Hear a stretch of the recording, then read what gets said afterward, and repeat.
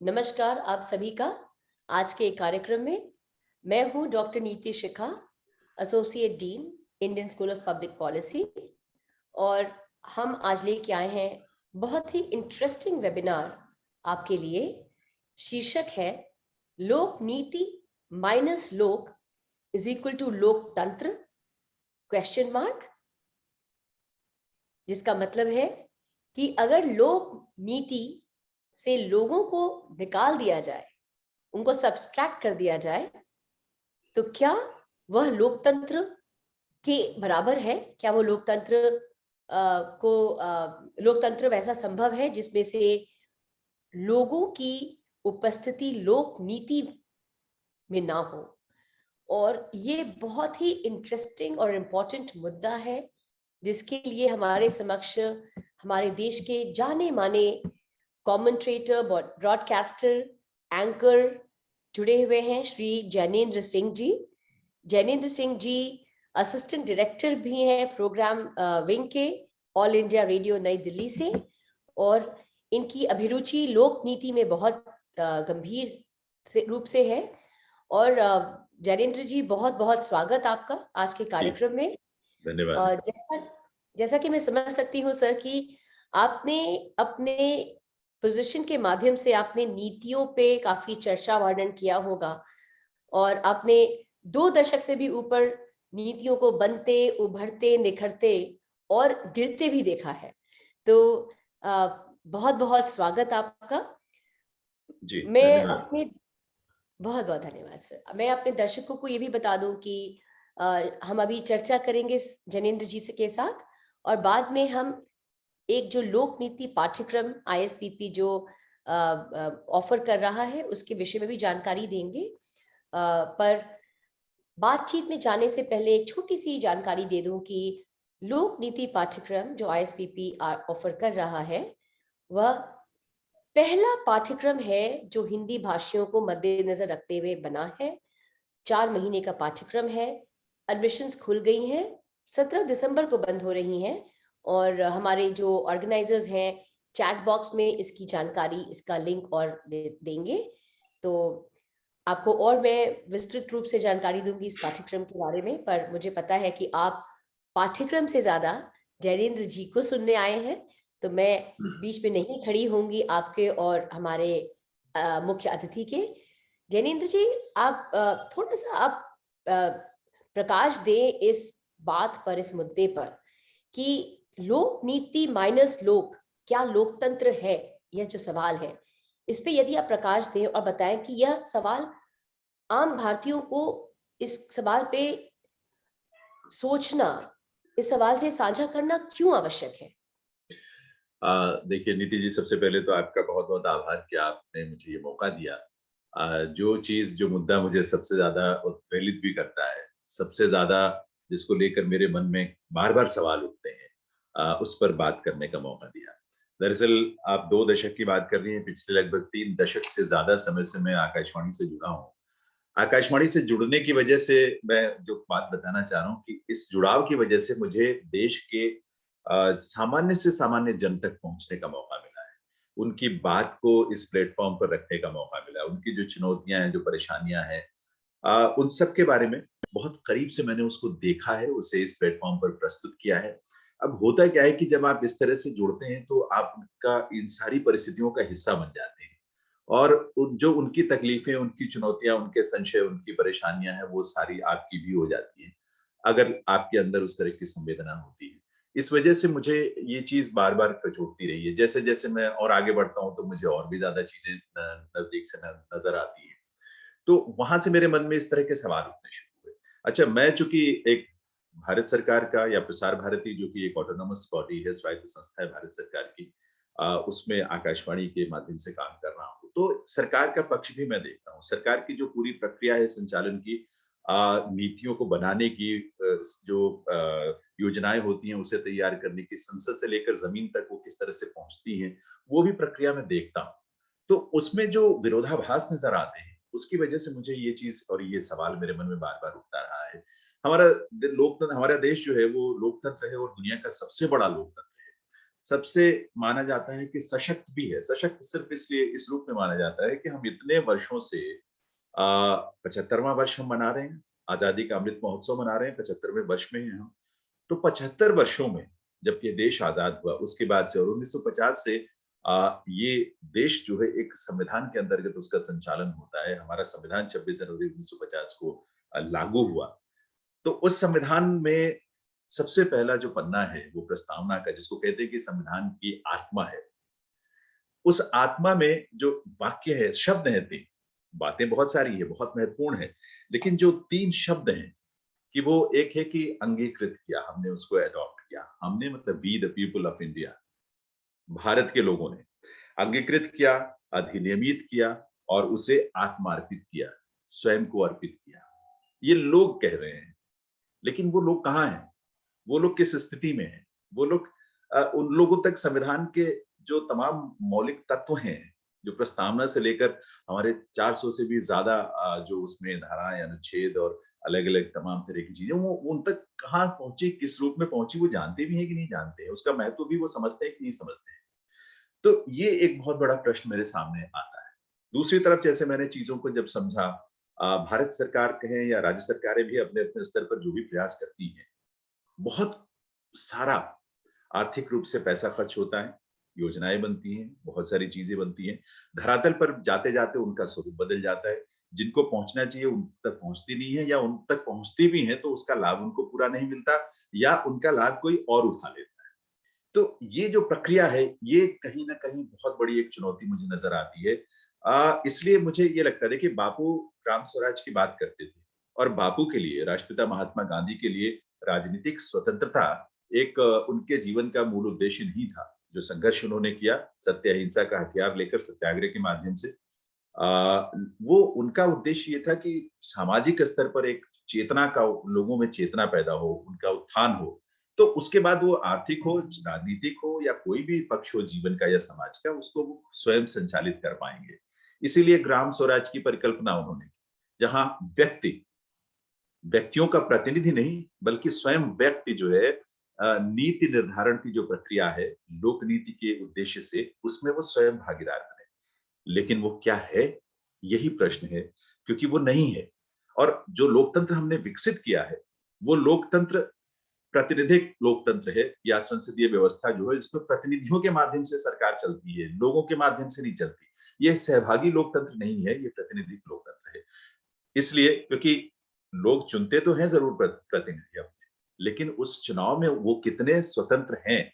अब स्वतंत्रता ये नहीं कि व्यवस्था ने उनके ऊपर अंकुश लगा रखा है कि आप इन्हीं को वोट देंगे।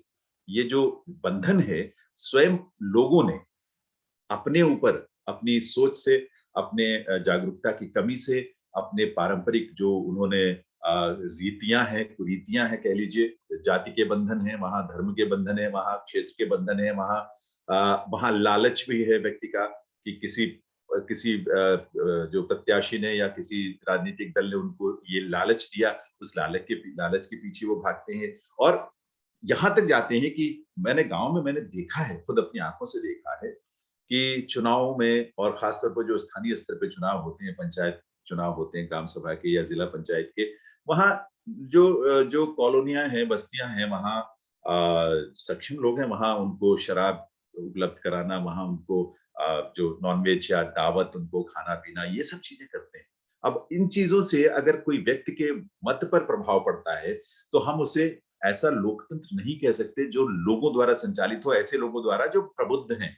जिनके अंदर चेतना है, जिनके निर्णय में समाज और देश है, वहाँ वो तात्कालिक स्वार्थ में अपने मत का प्रयोग कर रहे हैं। तो ये अगर वो प्रयोग हम मान भी लें कि लोकतंत्र है और लोकतंत्र में वो अपना मत दे रहे हैं, तो उस मत का मूल्य, उस मत का जो की भूमिका है, वो खुद भी नकारात्मक हो जाती है। और उसके बाद हम कहते हैं कि राजनीतिक व्यवस्था तो बहुत भ्रष्ट है देश की, राजनीतिज्ञ भ्रष्ट हैं, राजनीतिज्ञ जो है वो मतलब उनके ऊपर तमाम आक्षेप हम लगाते हैं। देखिए, मैं ये मानता हूँ कि राजनीतिक दल का काम जो है, वो सत्ता में आने का है, सत्ता के माध्यम से उनके जो अपने ऑब्जेक्टिव्स हैं या उद्देश्य हैं, विचारधारा है, उसको वो उसको व्यवस्था में लाना चाहते हैं। उसके लिए वो काम करते हैं। तो राजनीतिक दल तो समाज का जो माहौल है, उसी में वो विकसित होते हैं। तो राजनीतिक दल भी उसी तरह से अपनी रणनीति बनाते हैं। कि अगर हम जाति के आधार पर वोट देते हैं तो वो देखेंगे कि किसी क्षेत्र विशेष में किस जाति का प्रभाव ज्यादा है, किस धर्म के लोगों का प्रभाव ज्यादा है। फिर जाति या धर्म के आधार पर लोगों को अपनी तरफ पोलराइज करने की या ध्रुवीकरण करने की कोशिश होती है, या अगर उनको हम कोई लालच देकर अपनी तरफ खींच सकते हैं तो ये सब प्रभाव होते हैं। कौन सा राजनीतिक दल है, हर कोई इस रूप में कहीं न कहीं, क्योंकि उसको राजनीति में आए हैं तो वो राजनीति में आकर वो सरकार में आना चाहते हैं, व्यवस्था में आना चाहते हैं। अब उसमें फिर भी बहुत सारी, मैं नाउम्मीदी की बात नहीं करता, ना नाउम्मीदी में जीता हूँ। कुछ आशा की किरणें ज़रूर मुझे नज़र आती हैं कि कुछ ऐसे भी दल हैं, गिने-चुने ही सही, लेकिन वो ये है कि वो चूँकि इस व्यवस्था में ये कमियाँ हैं, हमारी सामाजिक सोच में, समाज में ये हमारी चुनौतियाँ हैं उनके दृष्टि से। तो वो इनका उपयोग भले करते हों अप्रत्यक्ष रूप से, लेकिन ये है कि वो अपने नीतियों में, कार्यक्रमों में राष्ट्र को या समाज को आगे रखकर काम करते हैं, तो ये एक अच्छी बात है। यहाँ मैं इसलिए इस बात को कहना चाह रहा हूँ कि मैं इसके लिए किसको ज़िम्मेदार मानूँ? अगर लोक नीति में या राजनीति में लोक नहीं है, या लोकतंत्र में लोक नहीं है, सिर्फ तंत्र है, तो उसके लिए कौन ज़िम्मेदार है? राजनीतिक व्यवस्था को मैं ज़िम्मेदार नहीं मानता, और किसी भी व्यवस्था को मैं ज़िम्मेदार नहीं मानता। मैं मानता हूँ सिर्फ और सिर्फ स्वयं लोक को इसके लिए ज़िम्मेदार मानता हूँ। क्योंकि मैं अगर जागरूक हूँ और मैं अपने निर्णय को करने में, हो सकता है आपको थोड़ी चुनौतियाँ आएँ, हो सकता है आपको तो आपके सामने थोड़े लोगों का प्रतिरोध हो सकता है शामिल, उसका उसको सामना करना पड़े। नीति जी देखिए, हुआ क्या है कि जब जैसे सामाजिक मूल्य जब थोड़े से बिगड़ने लगते हैं, टूटने लगते हैं, उनका विघटन होने लगता है। एक समय था समाज में जब गाँव में, देहात में या बस्तियों में, मोहल्लों में लोग इस तरह के लोगों का साथ देने में हिचकते थे। लेकिन अब चूँकि उन लोगों का बहुमत ज़्यादा हो गया, वो ताकतवर ज़्यादा हो गए, वो पैसे से, ताकत से, पद से अब ज़्यादा ताकतवर हैं, तो ऐसे लोग जो गिने-चुने हैं, वो डरते हैं, अपनी बात को या खुल के इस बात का विरोध करने में। तो जितना हम दूर जाते जाएँगे, उतनी ही ज़्यादा व्यवस्था की ये जो चीज़ें हैं, गहरी जड़ें बैठती जड़ों में चलती जाएँगी, और उतना ही हमारे लिए मुश्किल होगा। एक पंडित दीनदयाल उपाध्याय जी के बारे में, खैर उनका राजनीतिक चिंतन बहुत बहुत बृहद है, बहुत कमाल का है। एक वाक्य मैंने उनके चिंतन से मैं आपको कोट करके बता रहा हूँ, और जो मुझे बहुत प्रभावित करती है। उन्होंने कहा कि सिद्धांतहीन समाज ही सिद्धांतहीन राजनीति का जनक है। अब इस बात को कोई क्या इनकार कर सकता है? मुझे लगता है कि ये करना बड़ा मुश्किल है कि अब अगर समाज खुद सिद्धांतहीन है, तो वो कैसे अपेक्षा कर सकता है कि जो राजनीति है वो सिद्धांत पर आधारित होगी? एक बात। सिर्फ राजनीति ही नहीं, देखिए जो मीडिया है, जो हमारी पुलिस व्यवस्था है, हमारी जो शासन व्यवस्था है, ये सारी चीज़ें, या फ़िल्में हैं, मीडिया, सारी चीज़ें तो उसी समाज से निकल कर आती हैं, और उस समाज के जो ये मूल्य हैं इस तरह के, उन्हीं की अभिव्यक्ति या उन्हीं का प्रतिनिधित्व करती हैं वो। तो जब भी हम बात करते हैं किसी फ़िल्म के बारे में, अगर हम बात करते हैं कि उस फ़िल्म में इस तरह की चीज़ें क्यों दिखाई जाती हैं, फ़िल्मों में क्यों दिखाई जाती है, सीरियल में क्यों दिखाई जाते हैं, समाचार चैनलों पर क्यों दिखाई जाते हैं, तो उसका जवाब जो हमें मिलता है साफ-साफ यही मिलता है कि हमारे आस-पास वही है, इसलिए हम वो दिखाते हैं, उसमें झूठ क्या है? तो इसलिए मुझे लगता है कि घूम फिर कर एक बात आती है, और वो बात ये है कि हम जो समाज के रूप में, मैं स्वयं उसका हिस्सा हूँ, और मैं इस बात के लिए अपने आप को भी मैं उसी उतना ही रिस्पॉन्सिबल मानता हूँ कि हमने समाज के तौर पर इन चीज़ों को उतनी गंभीरता से और ज़िम्मेदारी से नहीं लिया। अब एक एक 2 उदाहरण मैं आपके सामने सिर्फ रखूँगा। 2 तरह के उदाहरण हैं, दोनों एक-दूसरे के बहुत विपरीत हैं। हाल ही में मैंने एक खबर पढ़ी राजस्थान की। राजस्थान के 7 जिलों में एक न्यूज़पेपर ने सर्वे किया। जो सरपंच लोग काम करते हैं, सरपंच जो कि ग्राम सभा जो है, वो सबसे निचले स्तर पर सीधे आम आदमी से, गाँव के लोगों से जुड़ी हुई व्यवस्था है, और 73वें 74वें संशोधन से इस व्यवस्था को लागू किया गया था। जो एक सोच थी उसके पीछे कि एक आम आदमी, गाँव का आदमी खुद वो लोग अपनी व्यवस्था को सँभालें। अब उस व्यवस्था में देखिए क्या चीज़ें किस तरह से गलत दिशा में चलती चली गई हैं। उसमें उस 7 जिलों में जो रिपोर्ट तैयार की गई न्यूज़पेपर द्वारा, उसमें ये देखा गया कि ठेके पर लोग जो काम कर रहे हैं, ठेके पर ही वो पंचायत भी सँभाल रहे हैं, क्योंकि जो सरपंच है उनको बेचारों को खुद ही नहीं मालूम कि उनके वो क्या करना है उनको। तो एक सरपंच ऐसे मिले एक जगह के गाँव में, नरेगा का काम हो रहा था, तो वहाँ पत्रकार जब गए तो कुछ उन्होंने, चूँकि वो पत्रकार के रूप में नहीं गए थे, तो वहाँ कुछ कागज़ साइन करवाना था, तो वहाँ एक महिला है सरपंच, महिला ने कहा कि आप उनसे मिल लीजिए, और वो गए और उन्होंने ही साइन किया, और उन्होंने, सरपंच की मोहर उन्हीं के पास है। उन्होंने उसको मोहर लगा के उस कागज को दे दिया। तो वो जो ठेके पर सारा काम संभाल रहे हैं, वो ठेकेदार वही सरपंच का काम देख रहे हैं। एक एक जिले में, एक गाँव में ये स्थिति देखी कि एक दबंग परिवार है और उस परिवार में मज़दूर काम करने वाला व्यक्ति सरपंच है।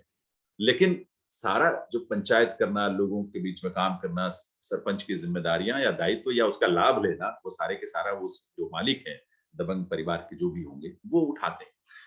या एक और एक छोटा उदाहरण जो बहुत आम है। आजकल गाँव में आप देखेंगे तो जहाँ महिलाओं के लिए आरक्षण किया गया, उस जगह महिलाएँ चूँकि भई उस रूप में एकदम से उस जागरूक या सक्रिय नहीं थी, तो किसी ने अपनी पत्नी को, किसी ने बहन को, किसी ने ऐसे करके चीज़ों को वो ले आए। ठीक है, आना चाहिए। लेकिन फिर वही गांधी जी मुझे याद आते हैं, जिस पे बाद में बात करूँगा। तो यहाँ यहाँ क्या हुआ कि एक व्यवस्था चल पड़ी सरपंच पति, है ना? तो पत्नी तो सरपंच है, लेकिन पत्नी की कोई भूमिका, कोई सक्रियता, कोई ज़िम्मेदारी या योगदान नहीं है। वो सारे का सारा योगदान सरपंच पति का है। और सरपंच पति वही मीटिंग में बुलाए भी जाते हैं। जिला प्रशासन के, ब्लॉक समितियों के या जो भी मीटिंग-वूटिंग होती है, तो उन लोगों को ही बुलाया जाता है। वही लोग बात करते हैं, वही लोग जाके करते हैं। पत्नी से अंगूठा या हस्ताक्षर जो भी करवाना होगा, करवा लेते होंगे। तो अब हमने सोचकर एक व्यवस्था बनाई कि महिलाओं को आगे आकर उनका सशक्तिकरण हो, वो भागीदारी हो उनका, वो अच्छे रूप में अपनी भूमिका निभाएँ, लेकिन नहीं हुआ। अब ये किसका दोष है? अब इसमें सरकार का दोष तो मैं सीधे-सीधे नहीं मानता, ये तो ग्राम सभा की बात है, गाँव के लोगों की बात थी, गाँव के लोगों ने इस बात को, ये व्यवस्था खुद की, चुना और चुनकर ये व्यवस्था को वो उसको सपोर्ट करके आप अच्छी दिशा दे दें। लेकिन ये चीज़ लोकतंत्र के हिसाब से या जो लोग भागीदारी है, सहभागी लोकतंत्र है, उसके लिए ये स्वस्थ परंपरा नहीं है, मैं ये मानता हूँ। दूसरी चीज़ है, एक इसका विपरीत उदाहरण देता हूँ मैं आपको। वो उदाहरण देखकर मुझे अच्छा लगता है, किसी को भी अच्छा लगेगा, लेकिन उसमें भी मेरे सामने एक प्रश्न चिन्ह खड़ा होता है। ये एक गाँव है हरियाणा के यमुनानगर जिले में, उसका नाम खुर्दबन है। तो खुर्दबन में एक युवा साथी 27 साल की इंजीनियरिंग की पढ़ाई की थी उन्होंने, उसके बाद असिस्टेंट प्रोफेसर भी बने, लेकिन जॉब छोड़कर वो आगे गाँव में सरपंच का चुनाव लड़ा, जीते और जीतने के बाद उन्होंने गाँव में बहुत अच्छा काम किया। उस गाँव में बैडमिंटन के कोर्ट हैं, उस गाँव में फिटनेस सेंटर हैं, उस गाँव में जो स्कूल है उसको बहुत सुंदर सजाया, आंगनबाड़ी केंद्रों में प्रॉपर व्यवस्था की, कैमरा, सीसीटीवी कैमरे लगे, एलईडी स्क्रीन्स बनी हुई हैं। इस तरह की बहुत सारी चीज़ें वहाँ पर उन्होंने की। अ, ये एक इस गाँव को बहुत सारे राष्ट्रीय स्तर के सम्मान भी मिले। पुरस्कार जो भी इस क्षेत्र में मिलते हैं, जैसे एक पुरस्कार इनको 17 और 19 में भारत सरकार के पंडित दीनदयाल उपाध्याय ग्राम सशक्तिकरण पुरस्कार, 2018 में नानाजी देशमुख राष्ट्रीय गौरव ग्राम सभा पुरस्कार मिला। लेकिन सवाल यहाँ भी है मेरे सामने, सवाल ये है कि वो तो एक व्यक्ति है, पढ़ा-लिखा है, उसने तय किया कि मुझे अपने गाँव को ठीक करना है और उस व्यक्ति ने अपनी नौकरी छोड़ी और गाँव में आकर सरपंच का चुनाव लड़ के उन्होंने वो किया। लेकिन ये व्यवस्थाएँ छिट-पुट होती हैं, गिनी-चुनी, कहीं-कहीं उदाहरण आपको मिल जाएँगे। लेकिन यहाँ भी लोगों की भागीदारी उस रूप में नहीं है। तो ये जो बेसिक जो सबसे मौलिक चीज़ है और जब से सबसे जो शुरुआती मुद्दा है, वो ये है कि लोग, व्यक्ति, नागरिक जब खुद नहीं इस व्यवस्था में सक्रिय होगा, निर्णय की प्रक्रिया में भागीदारी करेगा, निर्णय के जो जो भी जो चीज़ें होती हैं, प्रोसेस होता है, उसमें वो अपनी अपनी राय रखेगा, अपनी बात कहेगा और अपनी बात को कहने का मतलब ये नहीं कि आपकी बात मानी ही जाए, क्योंकि सबकी बातें नहीं मानी जा सकती, लेकिन आप अपनी बात रखते हैं, चर्चा होती है, बहस होती है, तो बहुमत से जो चीज़ें तय होती हैं, वो स्वस्थ चीज़ें निकल कर आती हैं। तो इस रूप में ये चीज़ें जो है, वो आप कह सकते हैं कि राजनीति माइनस लोक इक्वल टू लोकतंत्र क्या है? या लोकनीति माइनस लोक इक्वल टू लोकतंत्र क्या है? नहीं है। ये चीज़ें नहीं मानी जा सकती या स्वस्थ परंपराएँ नहीं है। जब हम स्वस्थ परंपरा को विकसित नहीं कर रहे हैं, तो फिर हमें संशय बना रहता है कि जाने कब कौन किस रूप में इसको किस दिशा में मोड़ दे। तो इसलिए भविष्य को लेकर थोड़े नहीं बल्कि ज़्यादा चीज़ें हमें सोचनी चाहिए ऐसी बातों को लेकर और सोचकर ही इन चीज़ों को हमें एक समाज के हिस्से के रूप में अपनी भूमिका निभानी चाहिए। सबसे बेसिक चीज़ है, देखिए हम जो भी आलोचना कर लें कि बहुत भ्रष्टाचार है। अब अगर गाँव में मनरेगा का पैसा आता है और सरकार ने ये व्यवस्था की है कि वो सबके खाते में पैसा जाएगा। अब खाते में से निकलने के बाद किसको जाता है, ये सरकार नहीं इसकी ज़िम्मेदारी ले सकती। ये ज़िम्मेदारी वहीं के लोगों को लेना है। गाँव में इसकी समितियाँ बनती हैं, मॉनिटरिंग कमिटीज़ बनती हैं।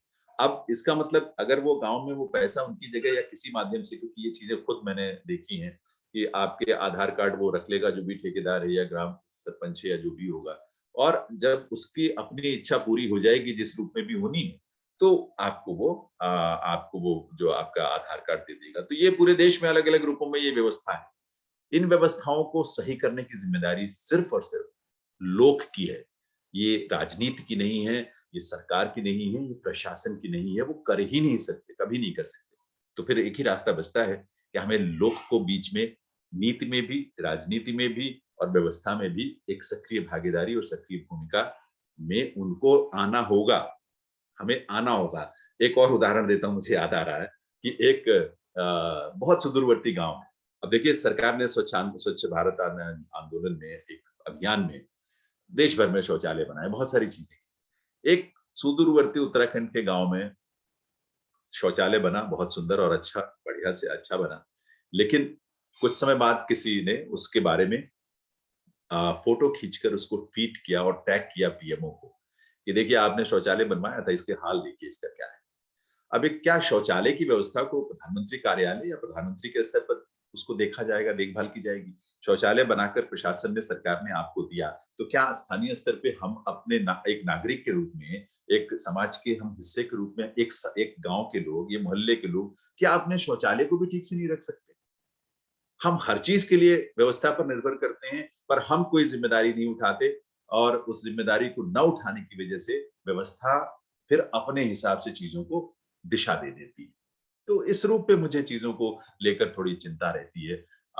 मुझे लगता है कि अब चूँकि बहुत सारे हमारे युवा साथी जुड़े होंगे इस वेबिनार से, तो उनको उन्हीं से दरअसल अब मुझे थोड़ी उम्मीदें हैं। ये कहना हो सकता है कि बहुत कुछ को लगे कि नहीं ऐसा नहीं है, लेकिन मैं मानता हूँ कि आज का युवा थोड़ा हटकर सोचता है चीज़ों को। वो इस तरह के जो दायरे हैं उनसे निकल कर सोचता है। वो ये देखता है कि उसके हित में क्या, उसके समाज के हित में क्या, देश के हित में क्या। तो उस हिसाब से वो अपनी बात को कहने का मानता भी है और ताकत भी है उसमें। तो उनसे उम्मीदें हैं और मैं तो यही सबसे रिक्वेस्ट करूँगा कि हम इन पर चर्चा करें। दरअसल है क्या कि देखिए वो अब चूँकि व्यवस्था एक बनी हुई है, सोच बनी हुई है, अब करेंगे क्या हम? हमारे कह देने से चीज़ें नहीं बदल जाएँगी। हम एक अभियान देश भर में चला लेंगे, उससे कुछ नहीं होगा। साक्षर हो जाएँगे लोग या शिक्षित हो जाएँगे, उतने से भी नहीं होता। पहले से साक्षरता बढ़ी है, शिक्षा बढ़ी है, सब कुछ बढ़ा है, लेकिन ये चीज़ें भी बढ़ी हैं। तो ये है कि इन चीज़ों को लेकर हमें समाज के स्तर पर आपस में जहाँ भी 4, 6, 10 लोग मिलते हैं या कोई अवसर होता है, तो इन पर हमें चर्चा करते रहना चाहिए। चर्चा करें। बार-बार इस पर हमें हैमर करते रहना चाहिए, बार-बार इन चीज़ों को सामने रखते रहना चाहिए। इनिशिएटिव भी लेना चाहिए। जैसे मैं गाँव में अपने ग्राम सभा में अगर मीटिंग में बैठा हूँ और कोई ऐसी जैसे मैंने मान लीजिए शौचालय की ही बात है, तो मैं इनिशिएटिव लूँ कि अरे हम साफ करेंगे ना इसको, हम मिलकर करेंगे, क्या हुँ, दिक्कत है? बिल्कुल। तो हम श्रम के माध्यम से धन के माध्यम से भी हो सकता है जिस रूप में भी हो सकता है, अपनी आप को सामाजिक और राजनीतिक या जो भी हमारा जो सामूहिक कृत्य हैं, उसमें हम अपनी सहभागिता को थोड़ा-सा बढ़ाएँ। आज हम ये कह देते हैं कि आप पैसे ले लो, हमारे पास टाइम नहीं है या मैं ये सब काम नहीं कर सकता कि जाके मैं सफाई करूँ। वहाँ सिर्फ ये बात नहीं है कि मैं अपने हाथ से गंदगी साफ करूँ या मैं कूड़ा उठाऊँ या ये बात नहीं है। एक सामूहिक जो संस्कृति होती है, उसकी बात होती है और नीति देखिए लोक नीति है क्या? एक लोक का एक दायरा है, यानी व्यक्ति का एक दायरा है। मेरा व्यक्तिगत दायरा एक है और एक सामाजिक दायरा है।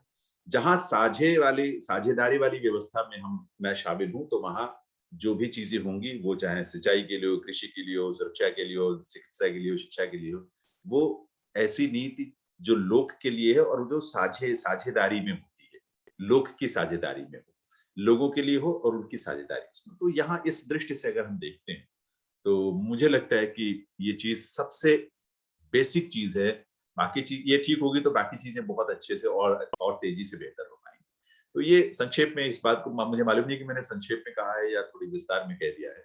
लेकिन नहीं, नहीं। ये बात है। सिंह साहब आपने बहुत ही इम्पोर्टेंट मुद्दों पे बात की और आपका जो सार था कहने का कि लोगों की भागीदारी आवश्यक है।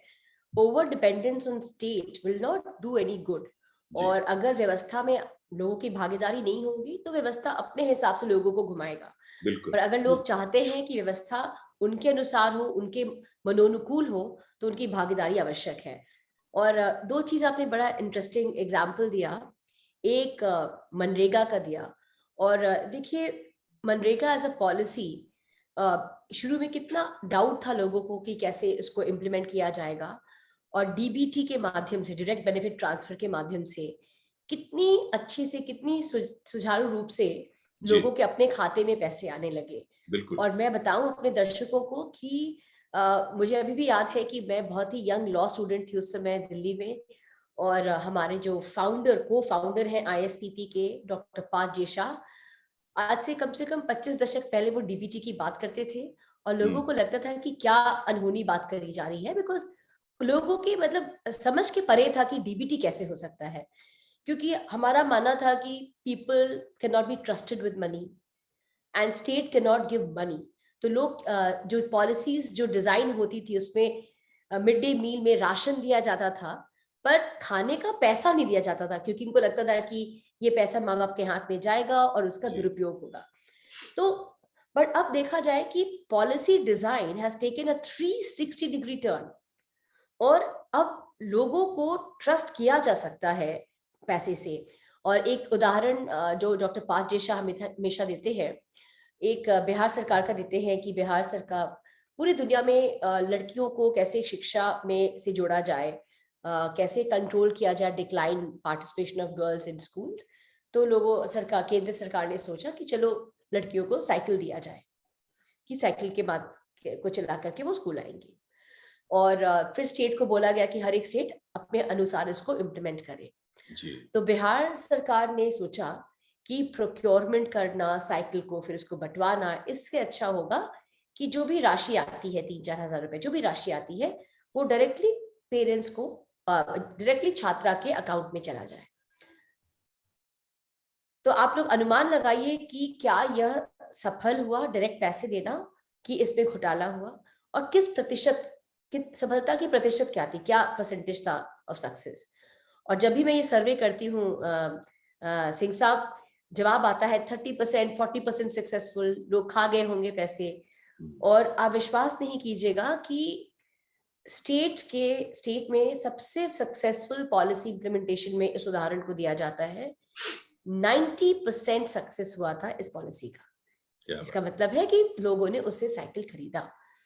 तो ये जो डिजाइनिंग है पॉलिसी, या कैसे सोच बदली, कैसे डीबीटी यूज हुआ, कैसे आधार के माध्यम से अकाउंट को लिंक किया गया, तो ये पूरा एक जो डिजाइन थिंकिंग जो है, वह एक साइंस है, उसमें एक आपको एक तकनीक है जिसकी आपको ट्रेनिंग की आवश्यकता है। और जिन्हीं लोगों को अगर रुचि है पब्लिक पॉलिसी में, सो लोक नीति के माध्यम से हम इस तरह की ट्रेनिंग देंगे जो हमारे अटेंडीज होंगे उनको। देखा जाए तो पाठ्यक्रम के 6 मुख्य विषय हैं जिसपे आपको पढ़ाया जाएगा। पहला तो हो गया economics and politics of public policy. Singh sahab, आपने बहुत अच्छे से बताया कि कैसे politics has a different role to play in making of public policy. सब कुछ लोग के लिए अच्छा हो, और वो अगर उससे लोक नीति का साझा हो, ऐसा होता नहीं है। Many times politics plays a I would rather say bigger role in policy. Farm law एक प्रत्यक्ष उदाहरण है हमारे सामने। इतना बढ़िया लॉ, कमियां जी, थी तो उस पर डिस्कशन हो सकती थी, लोग उसको रख सकते थे। पर आई मीन आपसे हम बाद में आएंगे इस लॉ पे बात करने के लिए। तो economics and politics of public policy, दूसरा पाठ्यक्रम है डेटा, तीसरा है मॉनिटरिंग एंड इम्पैक्ट इवैल्यूएशन, और उसके बाद एक पाठ्यक्रम है बिहेवियरल चेंज, लोगों की बिहेवियर को कैसे चेंज किया जाए उसकी आपको तकनीक सिखाई जाएगी इन पॉलिसी मेकिंग। और current laws and policies and public administration and governance, ये 6 पाठ्यक्रम हैं। और हमारे काफी उम्दा फैकल्टी हैं। एक हुए श्री राजीव कपूर जी, जो लबास्ता के डायरेक्टर भी रह चुके हैं और प्रिंसिपल सेक्रेटरी थे यूपी गवर्नमेंट में, और वह पढ़ाएंगे वह पाठ्यक्रम economics and politics of public policy. दूसरा पाठ्यक्रम जो डेटा ड्रिवन है, वो हुँ, असर एक की नाम की एक संस्था है, असर, जो एजुकेशन पे काफी काम करती है। तो जी, वहां से हमारे फैकल्टीज आएंगे पढ़ाने के लिए। और इस तरह से हर एक पाठ्यक्रम पे हमने कोशिश की है कि हम एक्सपर्ट्स के माध्यम से पढ़ाएं। और जो पाठ्यक्रम है वो बोल चाल की भाषा में पढ़ाया जाएगा। जैनेंद्र जी, आपकी हिंदी तो बहुत अच्छी है, और आपको देख के हमें सबको काफी प्रेरणा मिला। पर आप अचंभित होंगे कि अगर देखा जाए कि पूरे देश में कितनी प्रतिशत जनता अंग्रेजी बोलती होगी, अगर आप अनुमान लगाना चाहें जैनेन्द्र जी। जी, ये तो सर्वविदित है कि 2 से 3 प्रतिशत लोग होंगे जो अंग्रेजी का बिल्कुल। इस रूप में इस्तेमाल करते हैं। बिल्कुल। देश का जो आंकड़ा है वो कहता है 10%, पर सीएमआई एक संस्था है, उसके अनुसार 5 से 6% है। और मुझे लगता है कि चूंकि आप जमीन से ज्यादा जुड़े हुए हैं, तो आपका आंकड़ा ज्यादा क्लोज है। मुश्किल से अगर माना भी जाए, on a larger side, hardly 10% of people speak English. और उन 10% में से कुछ लोग, गिने चुने लोग, पब्लिक पॉलिसी से जुड़े हुए हैं, पॉलिसी मेकिंग में जुड़े हुए हैं। तो एक हमारा उद्देश्य ये भी था कि कैसे पब्लिक पॉलिसी का लोकतांत्रिकरण किया जाए। जी। क्यों 10% से भी कम लोग पॉलिसी मेकिंग में भागीदारी निभाएं, और वो पब्लिक पॉलिसी जो पूरे देश पे लागू की जा रही है और लोग उसके साझे में आ रहे हैं। तो ये भी हमारा एक उद्देश्य था कि लोगों को कैसे जोड़े, और कहीं ना कहीं बाधा सबसे बड़ा बाधक बनता है। तो एक मेरा दूसरा सवाल है आपसे, जयेंद्र जी, आप तो हिंदी के काफी वरिष्ठ जर्नलिस्ट में माने जाते हैं, 3 दशक से आपका जुड़ाव है। क्या आपको लगता है कि भाषा एक बाधा है लोगों तक अपनी जो सोच है या कोई फिलॉसफी है वो पहुंचाने में? क्या भाषा बाधा रही है हमारे देश में? देखिए भाषा जो मैं कहता हूँ कि आम आदमी थोड़ा-सा झिझकता है, उसकी झिझक को भाषा जिस तरह की भाषा प्रभावी है, वो उसकी झिझक को बहुत बढ़ाती है, व्यवस्था से उसको दूर करती है। अ, स किसी भी उच्चतम स्तर तक या सरकारी व्यवस्थाओं में, प्राइवेट में तो है ही है, वहाँ भाषा का और विशेष तौर पर अंग्रेजी भाषा का जिस तरह इस्तेमाल शुरू से होता रहा है, उसकी वजह से आम आदमी उसमें अपनी सहभागिता को लेकर बहुत संकोच अनुभव करता है।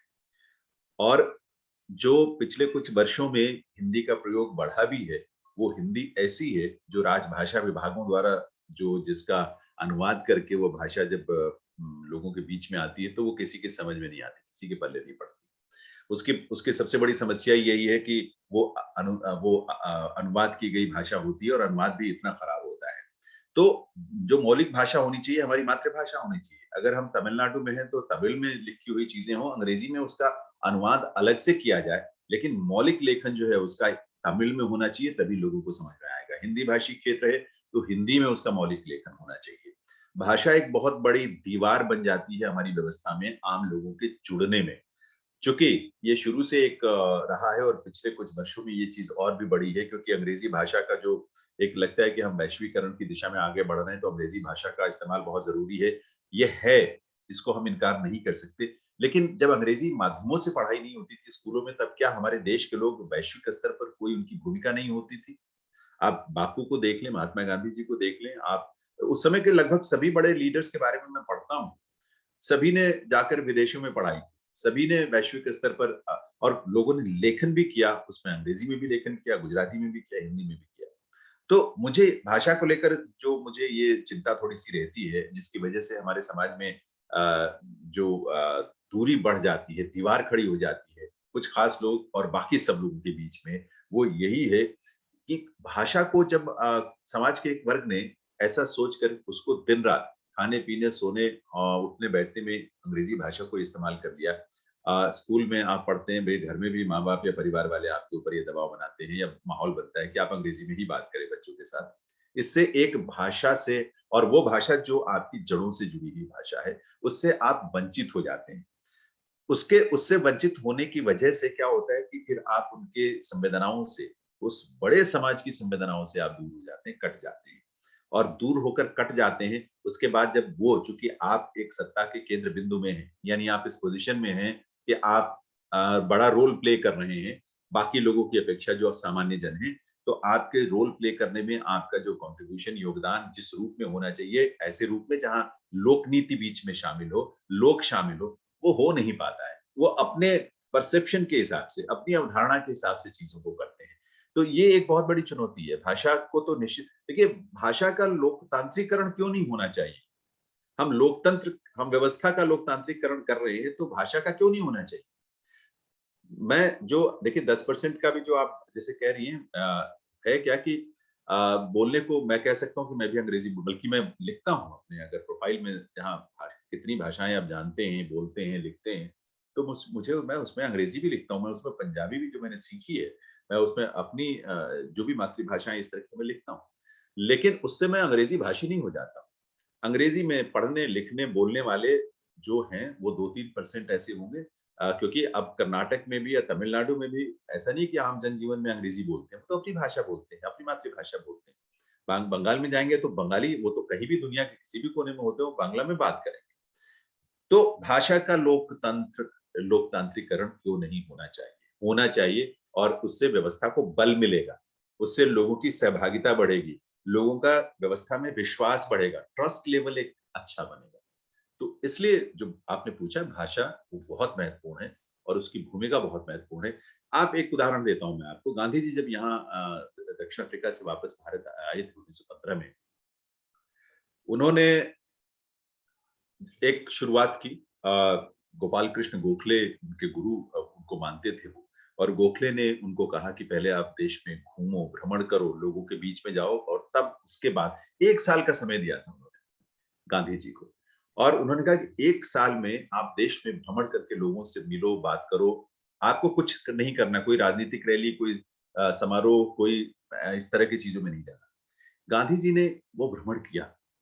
वो 3rd क्लास ट्रेन में बैठकर भ्रमण करते थे, बैलगाड़ी पे बैठ के करते थे। इस तरह से जहाँ-जहाँ जो-जो संभव था और उस चीज़ ने गांधी जी को बदल दिया। एक तो सामने ही दिखता उनका बदलाव ना कि उन्होंने कहा कि मैं अब एक धोती-मोटी पे अपना जीवन काटूँगा क्योंकि उसी भ्रमण में उन्होंने ये चीज़ देखी थी कि एक औरत उसके पास एक ही साड़ी गंदी, मैली, कुचैली, फटी-सी जिसको वो पहन के, नहा के, धो के फिर पहन के उसी से गुज़ारा कर रही है। तो ये चीज़ें कैसा बदला उनके विचारों में बदलाव आया इसकी वजह से। दूसरी चीज़ जो महत्वपूर्ण बात मैं गांधी जी के संदर्भ में जो मुख्य बात कहना चाह रहा हूँ, गांधी जी ने ये तय किया कि हम जो भी बातचीत या जो भी चर्चा करेंगे वो हिंदी या अपने देश की जो प्रांतीय भाषाएं हैं उनमें करेंगे और गांधी जी ने एक संगठन बनाया गुजरात में आने के बाद जब वो देश में सक्रिय हुए उसके पहले और वहां पर तमाम विषयों पर चर्चा होती थी तो उनका एक उनकी शर्त होती थी कि आप बात हिंदी में करेंगे या अगर हिंदी नहीं आती तो आप तमिल में करेंगे और उसका अनुवाद कोई हिंदी में करेगा। तो आप ये देखिए कि अपनी देश की जो इतनी भाषाएँ हैं उन भाषाओं को उन्होंने कितना प्रमोट किया, कितना सशक्त किया और आप कभी भी देखेंगी मुझे तो उनके तमाम भाषण मैंने सुने हैं, मुझे नहीं मालूम कि कुछ ऐसे भाषण होंगे जो अंग्रेजी में होंगे, मैंने तो हमेशा उनको हिंदी में ही सुना। तो क्यों उ स्वतंत्रता के दौरान हमने भाषा का इतना बेहतरीन उपयोग किया देश के संघर्ष में, आज़ादी की लड़ाई में अपनी हिंदी भाषा या अन्य क्षेत्रीय भाषाएँ जो उन सबको हमने देश को और हिंदी ने देश को जोड़ा उस समय। दक्षिण भारत से ऐसे बहुत सारे स्वतंत्रता सेनानी आए, जिन्होंने हिंदी भाषा को और सशक्त किया और अपने उन क्षेत्रों में जाकर उन्होंने हिंदी में लोगों के बीच में काम किया, जिससे कि पूरे देश में हिंदी भाषा के माध्यम से लोग जुड़े। तो आप एक भाषा हमारे देश की है नहीं जिससे हम जिसको कॉमन लैंग्वेज कह सकते हैं। ये ट्रेजेडी गांधी जी ने इसके लिए इतनी अच्छी ज़मीन तैयार की थी, पर उस ज़मीन को हमने आज़ाद होते-होते तक, स्वतंत्र होते और संविधान के लागू होते तक हमने उसको तितर-बितर कर दिया। हमने राजनीतिक दबाव में आकर उन चीज़ों को नहीं स्वीकार किया जो होना चाहिए था हिंदी को एक राष्ट्रभाषा के रूप में स्वीकार करके सामान्य जो कॉमन लैंग्वेज या संपर्क भाषा हो सकती है। उसका नतीजा क्या है? अब आज तक हम तमाम राजनीतिक दबावों के कुचक्र में फँसे हुए हैं और भाषा से तब शुरू हुआ और उसके बाद एक-एक करके ऐसे हज़ारों उदाहरण मिलेंगे, जहाँ राजनीतिक दबावों ने लोकतंत्र की गरिमा को भी चोट पहुँचाई है और उसको कमज़ोर भी किया है। और उसकी वजह से बहुत सारी विघटन वाले जो भाव हैं, वो देश में पैदा हो जाते हैं। तो भाषा बहुत महत्वपूर्ण है निधि जी। बहुत बहुत सही बात कही आपने। और मैं अपने दर्शकों को बताऊं कि हमारा जो मुख्य उद्देश्य ये था कि भाषा बाधक न बने नीति शिक्षा के क्षेत्र में। और हमारी यही मंशा है कि हमने शुरुआत की है हिंदी से और आगे चलकर अगर आप सभी का साथ होगा तो हम बाकी लोकल लैंग्वेजेस में भी हम ये पाठ्यक्रम शुरू करेंगे। पर अभी हमने एक पायलट किया है हिंदी के साथ। जी, और हिंदी ये क्योंकि थोड़ा इजी था और हम सभी हिंदी बोलते हैं। अब जैसे पाठ जे शाह है वो गुजराती बोलते हैं, तो हमारी मंशा है आगे जाके गुजराती, कन्नड़, तमिल ये सब भाषा में भी हम शुरू करें। और मुख्य बात तो यह है कि लोकल प्रॉब्लम्स को अंडरस्टैंड करना वो बहुत आवश्यक है। और लोकल प्रॉब्लम्स को अंडरस्टैंड करते हुए जब पॉलिसी डिजाइन करेंगे तो उसमें भाषा एक इम्पॉर्टेंट भूमिका निभाती है। और इसीलिए आवश्यक है कि पॉलिसी की जो शिक्षा है वह अंग्रेजी में सीमित ना हो जाए, बाकी अन्य भाषाओं में आए। अब देखा जाए कि जापान और जर्मनी दो कंट्रीज हैं जिन्होंने अपने अपनी लोकल लैंग्वेजेस एंड कल्चर्स को काफी प्राथमिकता दी और आज काफी वो विकसित राष्ट्र में जाने जाते हैं। पर कहीं ना कहीं हमारे यहाँ इतनी डाइवर्सिटी होते हुए भी हमसे यह छूट गया। मैं अपने दर्शकों को बताऊं, समय कम है तो उसको मद्देनजर रखते हुए बताऊं कि अगर आपके कोई सवाल है, आपके कुछ विचार हैं तो आप रख सकते हैं। आप अपने हाथ खड़ा कर सकते हैं और मैं आपको अनुमति दे दूंगी हम डायरेक्टली सवाल पूछने का। अन्यथा आप क्वेश्चन आंसर बॉक्स में भी आप लिख के पूछ सकते हैं। उसी के साथ साथ एक मैं आती हूँ सर, एक सवाल है हम्म। आपके लिए। अटेंडी का नाम नहीं पता, अनोनिमस अटेंडी है ये। ये लिखते हैं कि selfishness is pervasive and will not go away ever completely. टू सेल्फिशनेस को कैसे लोक नीति में पिरोया जाए कि लोग उसमें शामिल हों। सेल्फिशनेस यानी स्वार्थ जो है, स्वार्थ की भावना, आ, सिर्फ इतना सा मुझे लगता है कि हम अपने स्वार्थ के साथ साथ दूसरे के स्वार्थ की भी थोड़ी चिंता कर लें कि जो मेरा स्वार्थ है वो दूसरे का भी स्वार्थ है, तो वो क्या है।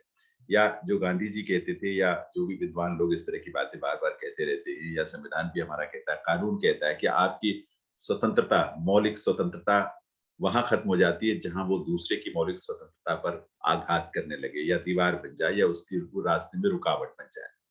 तो सेल्फिश होना, मैं इसको बहुत बुरा नहीं मानता। मैं चाहता हूं कि मतलब हर मायने में बुरा नहीं है, लेकिन आपका सेल्फिशनेस दूसरे के हित पर चोट पहुंचाए, दूसरे का नुकसान करे, व्यवस्था को कहीं आघात दे, तो वो सेल्फिशनेस जो है वो घातक है, वो नहीं होनी चाहिए।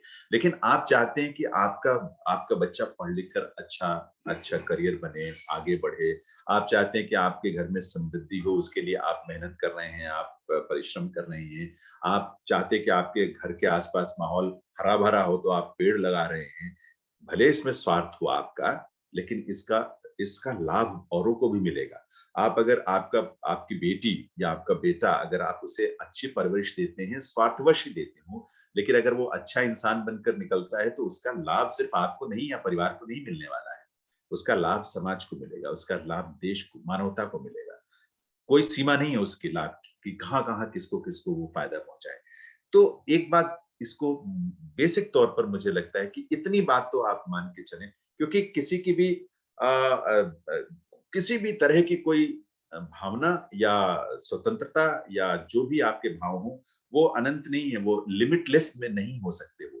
क्योंकि हम एक समाज में रहते हैं और वो भी सभ्य समाज में रहते हैं, और इस सभ्य सभ्य समाज की जो सबसे मौलिक आवश्यकता है, वो यही है कि हम अपने हित के साथ-साथ दूसरे के हित की भी चिंता करें। तो आपका सेल्फिशनेस दूसरे के सेल्फिशनेस के वहां तक आपकी सीमा है, उससे आगे की नहीं है, और मुझे लगता है ये ज्यादा मुश्किल काम नहीं। ये अगर देखिए, एक आदमी के अंदर ना जो इनर सेंस होती है, अगर उसको आप थोड़ा सा जगा लेंगे तो खुद ही आपको लगेगा कि आप कोई ऐसा काम ना करें जिससे दूसरे को तकलीफ हो, दूसरे का नुकसान हो। ये तो इंसान के अंदर एक बेसिक इंस्टिंक्ट है, एक प्रवृत्ति होती है मुझे लगता है। लेकिन हम उन जो कहते हैं कि मतलब अपने उन पक्षों को जगाते नहीं हैं। उनको एक जीन्स में मैंने किसी साइंटिस्ट को सुना, ऐसे ही चलते-फिरते सुना कि जो जीन्स होती हैं आपके अंदर, अगर आप उनको यूज़ नहीं करते हैं या उनको आप एनर्जाइज़ नहीं करते हैं, एनर्जी नहीं देते, तो धीरे-धीरे वो डेड हो जाती हैं, खत्म हो जाती हैं। तो अगर कोई जो पॉज़िटिव चीज़ें होती हैं, कुछ अच्छे वैल्यूज़ होती हैं, अच्छी सोच होती है आपके अंदर, आपके इनर सेंस अगर उसको उसके माध्यम से आप उनको जगाते नहीं हैं, उनको सोचते नहीं हैं, उसका इस्तेमाल नहीं करते, तो धीरे-धीरे होते-होते आगे बढ़ते-बढ़ते शायद वो बहुत वीक हो जाए आपकी ये भावना। तो इसलिए जब भी समय मिले, जितनी जल्दी हो सके, आपके अंदर की जो अच्छी चीज़ें हैं, सकारात्मक चीज़ें हैं, पॉज़िटिव चीज़ें हैं, वो उन पर उनको थोड़ा-सा उनके बारे में आप सोचेंगे बहुत अच्छा लगेगा। मुझे लगता है जीवन में इससे पैसा और संपत्ति कितना चाहिए आपको, कितनी हमें ज़रूरत होती है। इसके बाद तो यही है, वो कहते हैं पुराने लोग कहते थे और मुझे लगता है आज भी ये चीज़ बहुत सार्थक है कि संतोष सबसे बड़ा धन है। तो अंत में तो ये लगता है कि बस मैं स्वस्थ रहूँ, सुखी रहूँ, मन से प्रसन्न रहूँ। तो पहले से ही हम इस पे थोड़ा-सा काम करना शुरू कर दें और ये प्रसन्नता किसी के रास्ते में और के लिए बाधा ना बने। तो इतनी सी बात है, सेल्फिशनेस बहुत खूब। की सीमा यही है। बहुत खूब जयेंद्र जी, आपने 2 बात की। आपकी बातों का 2 सार मैं लेके आज जाऊँगी। पहली बात तो है कि selfishness is not always bad. अगर आपकी selfishness larger national national good की तरफ कंट्रीब्यूट करती है तो बुरा नहीं है। और मुझे याद आ रहा है कि मैंने किन्हीं का एक आर्टिकल पढ़ा था कि greed is always not bad. तो हाँ, लोग ग्रीड को हमेशा गलत मानते हैं, वो गलत नहीं है। क्योंकि मान लीजिए एक बिज़नेसमैन है, वो चाहता है कि उसका बिज़नेस बहुत बढ़े। तो जब वो अगर बिज़नेस की बढ़ोतरी करेगा तो उससे बहुत लोगों को फ़ायदा भी होगा, क्योंकि cost of production will come down और उसका लेबर का नीड ज़्यादा होगा तो लोगों को ज़्यादा नौकरी मिलेगी एटसेट्रा। और दूसरी बात आपने की कि संतोष सबसे बड़ा धन है, मानवता को लोग याद रखें। मुझे एक मैथिली शरण गुप्त जी की कुछ लाइन इस पे याद आई जी, कि विचार लो कि मर्त्य हो, न मृत्यु से डरो कभी। बिल्कुल। मरो परंतु यूँ मरो कि याद जो करे कब सभी। तो I think in the longer run you have to make sure that you have given best contribution to this nation। और अगर आप सभी को अपनी भागीदारी निभानी है और आपको भी अपनी निभानी है। और Narendra ji, I go back to what you said in the beginning कि सब कुछ आप सरकार पे नहीं छोड़ सकते हैं। इसमें आपकी भागीदारी सबसे बहुमूल्य है, क्योंकि यदि आप इसमें नेशन बिल्डिंग में पार्टिसिपेट नहीं करेंगे तो फिर nation will not build on its own. दो दो और सवाल है। एक है डॉक्टर ज्योति त्रेहान जी, पूछ रही हैं peoples participation is a positive orientation for good governance, but it is bracketed by fear for corrupt people and criminals. So withdrawal symptoms are seen. Kindly elaborate how one can endure fearless participation. तो fearless participation कैसे लोग करें इस क्षेत्र में? आपके ज्यो विचार जैनेन्द्र जी। ज्योति जी देखिए मैं निधि जी, ज्योति जी ने जो बात कही है दरअसल इस बात को इशारा में बीच में पहले के अपने वक्तव्य में किया भी मैंने। और वो इशारा यही था कि जब हमने शुरुआत से ही इन चीज़ों पर इन चीज़ों में अपनी भूमिका को सीमित करते गए, हम पार्टिसिपेशन को अपने बहुत सीमित करते गए और एक स्तर पर आने के बाद हम सिर्फ उम्मीद रखते हैं, एक्सपेक्टेशंस रखते हैं व्यवस्था से, पर हम पार्टिसिपेट नहीं करते उसमें।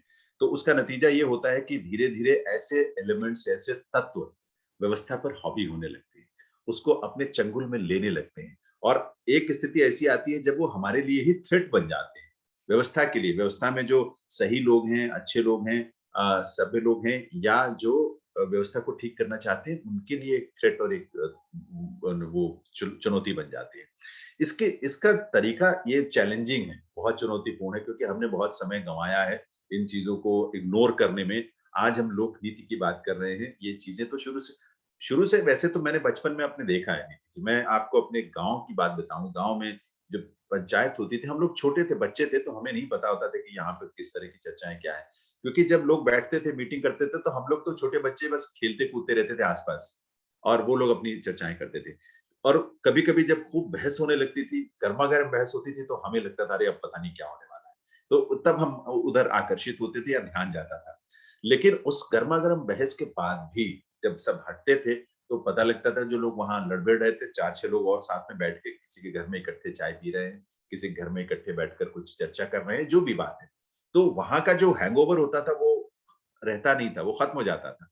तो गाँव में जो सामूहिकता की भावना थी, अगर देखिए वो सामूहिकता की भावना और वो जो प्रक्रिया और एटीट्यूड वहाँ जो रहता है, अगर उसको हम विकसित करते रहते, तो शायद हम आज इस स्थिति में ना पहुँचते। अगर विकसित करते तो हम आज राष्ट्रीय स्तर पर उस चीज़ को देख रहे होते। आज राजनीति में जो ज्योति कह रही है ये सचमुच मुझे इसी बात को लेकर चिंता होती है कि अगर हम इस पर तुरंत विचार करना, काम करना, बात करना नहीं करेंगे शुरू तो ये और भी खराब स्थिति में होती जाएगी। अब इसमें क्या करना है देखिए ये मुझे लगता है कि हर व्यक्ति को अपने हिसाब से, अपनी परिस्थितियों के हिसाब से रास्ता बनाना चाहिए। मैं उपदेश या भाषण देने में या प्रीच करने में बहुत भरोसा नहीं करता क्योंकि हर एक की अपनी संवेदना होती है, हर एक की अपनी चुनौतियाँ होती हैं। मेरे समाज में आसपास जो चुनौतियां हैं वो शायद ज्योति के आसपास वो चुनौतियां अलग तरह की होंगी। लेकिन एक बात तो है, कहिए तो सही, अगर गलत हो रहा है तो कहिए तो सही। सामने वाले के जो गलत कर रहा है, उसकी आँखों में आँखें डाल के एक बार पोलाइटली लड़ने की ज़रूरत नहीं है, क्योंकि हो सकता है लड़ने में हम उसके बराबर ताकतवर ना हो। लेकिन कहने में हम आप जितने ही शांत भाव से, धैर्य के साथ आप अपनी बात को कहेंगे ना, उस बात का बाद में 10 लोग ये तो कहेंगे कि बात तो उसने ठीक कही थी यार। बिल्कुल। तो एक उसको लेकर चर्चा होगी, बात होगी, लोगों की मानसिकता में एक सकारात्मक बदलाव आएगा। ऐसे बदलाव महीनों और सालों में नहीं, कई सालों में होते हैं। तो उसके लिए पर कोशिश तो करते रहनी पड़ेगी। और कुछ लोगों को अब पहल करने की, पहले समाज पहल करता था या गाँव के लोग करते थे चर्चाएँ, बातचीत जो बने, ये आप 50 साल या 45 साल पुरानी बातें मैंने जो गाँव में देखी वो बात कह रहा हूँ, पर अब नहीं है वहाँ। वहाँ भी अब यही स्थिति है कि गाँव में खूब पैसा पंचायतों को बहुत पैसा सरकार दे रही है। वो पैसा सीधे उनके खातों में जाता है। ये भी नहीं है कि वो पैसा राज्य सरकार को जाता है, राज्य सरकारें फिर उनको देती हैं और इस बीच में बहुत सारा पैसा इधर-उधर होता है। इतना धन वहाँ आता है, अगर काम होना हो और सही ढंग से काम होना हो और गाँव के लोग उसमें सहभागिता के साथ उसको अगर निर्धारित कर पाएँ चीज़ों को, तो हर गाँव इतना बेहतरीन उसका रूप बन सकता है। लेकिन गाँव में जाता हूँ, देखता हूँ तो बहुत सारी चीज़ें मुझे नज़र आती हैं। तो कहीं न कहीं एक शुरुआत करने की ज़रूरत है। लेकिन हाँ, मैं एक चीज़ मानता हूँ कि आप सच कह रही ज्योति, हम लड़ाई-झगड़ा करने की ज़रूरत नहीं है। हम शांत भाव से सिर्फ हम ये बात कहें कि देखिए मेरे हिसाब से ये बात ठीक नहीं है, इसको ऐसे नहीं होना चाहिए, इसको ऐसे होना चाहिए, या इसमें एक बात गलत है, या ये हमें दिखाइए कि इसमें क्या हुआ है, आपने क्या किया है? मनरेगा की जो पेमेंट शीट है आप हम देखना चाहते हैं कि इसमें जो लोग जिनको पेमेंट हुई है वो कौन है, एक उदाहरण दे रहा हूँ मैं। तो इस तरह की चीज़ों को आपका हक है, राइट है, उसके लिए लड़ने की ज़रूरत नहीं है उस तरह से। कि ताकत से आप उनको देखना चाहें। पर आप कहिए, आप कहेंगे तो 4 लोग हो सकता है और आपके साथ खड़े हो कि नहीं भई एक जेन्युइन बात कह रही हैं आप, तो ये तो होगा, ये तो आपको दिखाना चाहिए। तो ये चीज़ धीरे-धीरे करने की आवश्यकता है। लड़ने की ज़रूरत नहीं है, शांत भाव से इसके लिए प्रयास करने की ज़रूरत है। असर होगा ये तय बात। बहुत बहुत खूब बात कही आपने। और मुझे याद आ रहा है कि एक गांधी जी का एक जो कहावत था, eye for an eye will make the whole world blind. So you don't have to fight, but अपनी बात रखने की आपको कॉन्फिडेंस होनी चाहिए। एक सवाल हमारे श्रोता ने किया था कि 1 साल का भी पीडीएम प्रोग्राम है आईएसपीपी का, हुँ, और एक 4 महीने का हमारा लोकनीति का प्रोग्राम है। तो वह दोनों अप्लाई करना चाहते हैं, क्या एक दूसरे को हेल्प करेगा? तो मैं आपको बता दूं कि पीडीएम प्रोग्राम हमारा फ्लैगशिप प्रोग्राम है। वो एडमिशन उसके शुरू हो गए हैं और जुलाई तक चलेंगे, फेजेस में होती हैं, पर वो रोलिंग बेसिस पे एडमिशन होती है और वो काफ़ी कम्पिटिटिव है। उसमें आप प्लीज़, अगर इंटरेस्ट है, अगर 1 साल का कोर्स करने का, आप अप्लाई कीजिए। और बहुत कम्पिटिटिव है, फ्लैगशिप प्रोग्राम है, उसमें तो हम प्लेसमेंट्स भी आपको प्रदान करते हैं और 100% प्लेसमेंट है उसमें। वहाँ पे देखा जाए तो उसकी फीस है 8 लाख, और 100% आपको एवरेज सैलरी हमारी 8 लाख जाती है first year, even for freshers. पर मैं हमेशा लोगों को बोलती हूँ कि सैलरी को मद्देनजर रखते हुए आप आईएसपी पे मत जाइएगा। वाई? क्योंकि हमारा उद्देश्य आपको जॉब प्रदान करना नहीं है, जॉब तो आपको मिलेगी ही। अगर आप सक्षम हैं, आपको इतना हम सिखा देंगे कि आपको जॉब मिलेगी। Generally jobs walk up to you when you join ISPP. But आपको यहाँ पे शिक्षा ग्रहण करना है, आपको सीखना है। लोक नीति कार्यक्रम में हम प्लेसमेंट्स प्रदान नहीं करेंगे, पर आपको करियर हेल्प मिलेगा। जैसे सीवी बिल्डिंग हो गया, काफी वर्कशॉप्स है, सीवी बिल्डिंग, लीडरशिप, नेटवर्किंग, ये सब की आपको मदद मिलेगी। और हमारी राइटिंग लैब्स हैं, बहुत सारी तरह के प्रयोगशाला है। एक लाइफ पॉलिसी वर्क पे आपको काम करने का मौका मिलेगा इस प्रोग्राम में। इसका फीस 1 लाख था, पर कोविड को मद्देनजर रखते हुए हमने 50% डिस्काउंट दिया है हर एक लोगों को। और अभी फीस है 50,000, जो आप 2 किश्तों में दे सकते हैं। तो एक एडमिशन होने पर और दूसरा अगले महीने। 17 दिसंबर को एडमिशन क्लोज हो जाएगा और 24-25 तक आपको रिजल्ट्स भी आ जाएंगे। और 26 जनवरी से क्लास हमारी शुरू होगी, मतलब 26 को एक स्मॉल सा ओरिएंटेशन करेंगे। और क्लासेस 3 दिन हफ्ते में लाइव, मतलब जूम के माध्यम से होंगी, जहां शिक्षक आएंगे, आपको पढ़ाएंगे। और बाकी टाइम आपको पॉडकास्ट वीडियोस वगैरह दी जाएगी पढ़ के आने के लिए। और इस कोर्स के लिए मैं आपको जयेंद्र जी बताऊं कि काफी जो लिटरेचर और रेफरेंसेस पब्लिक पॉलिसी में जो अंग्रेजी में है उसका हम अनुवाद कर रहे हैं हिंदी भाषियों के लिए। अच्छा। एक बड़ी उम्दा किताब है श्री विजय केलकर और डॉक्टर अजय शाह जी की, in the service of Republic. इसका भी हम अनुवाद करवा रहे हैं ओनली फॉर लोकनीति। पब्लिशर ने रजामंदी नहीं दी कि कमर्शियली इसका ट्रांसलेशन किया जाए, पर दे अग्रीड कि लोकनीति पाठ्यक्रम के लिए इस ट्रांसलेटेड अनुवाद का हम प्रयोग कर सकते हैं। और बहुत लोग मुझसे पूछते हैं कि क्या बस ये हिंदी भाषियों के लिए है? हिंदी भाषियों के लिए है, पर अगर आप अंग्रेजी बोलते हैं तब भी जुड़ सकते हैं। वो आपके लिए एडेज हो जाएगा कि आपकी हिंदी थोड़ी अच्छी हो जाएगी। पर अब देखिए कि जैनेंद्र साहब इतनी अच्छी अंग्रेजी बोलते हैं, इतनी अच्छी हिंदी बोलते हैं। आप लोगों का मैं अनुसरण करती हूँ और मैं भी कोशिश करती हूँ हिंदी बोलने का। तो आपकी भाषा है, आपको आए तो it's extra advantage for you. कल को आप भारत सरकार में काम करना चाहते हैं, सरकारी संस्थाओं में करना चाहते हैं, तो Hindi is a good language to know. और हिंदी हमारी भाषा है और आगे जाके और भाषाओं में हम शुरू करेंगे। समय हमारे पास कम है, इसीलिए हम अपनी बातचीत पे यही पूर्ण विराम लगाएंगे। पर मैं आपको बता दूं कि ईमेल एड्रेसेस आपको बॉक्स में दी गई है, और आपके कोई भी सवाल हो तो आप निसंकोच हमें ईमेल कीजिए। और आप इंग्लिश मीडियम, एक सवाल आया है जनेंद्र जी, आप इंग्लिश मीडियम के स्टूडेंट हैं, क्या आप जुड़ सकते हैं लोकनीति पाठ्यक्रम से? बिल्कुल। देखिए, मैं आपको बताऊं कि मैं थ्रू आउट इंग्लिश मीडियम की छात्रा थी। चूंकि मेरी माँ हिंदी में काफी हिंदी की टीचर रह चुकी थी, तो उनका काफी एम्फोसिस होता था कि हम बच्चे हिंदी सीखें।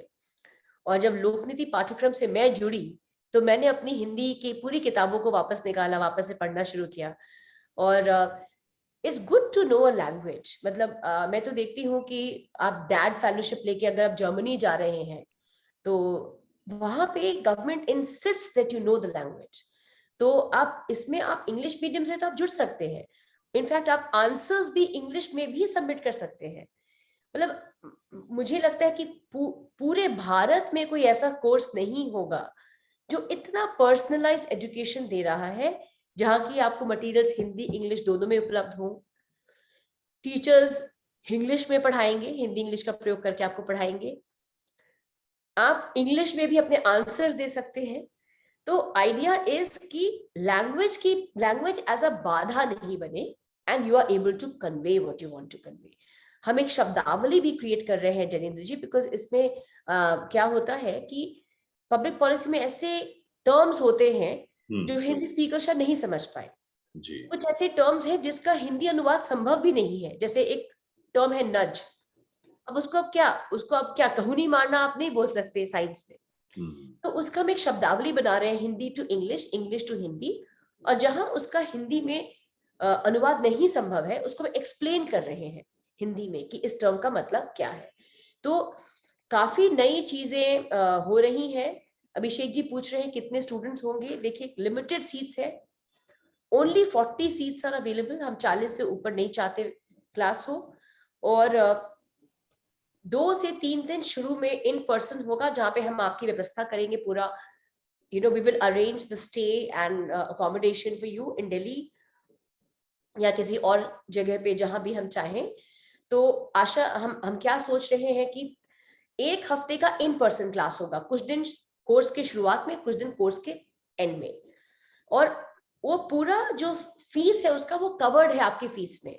आपको इसके लिए कुछ एक्स्ट्रा नहीं देना है।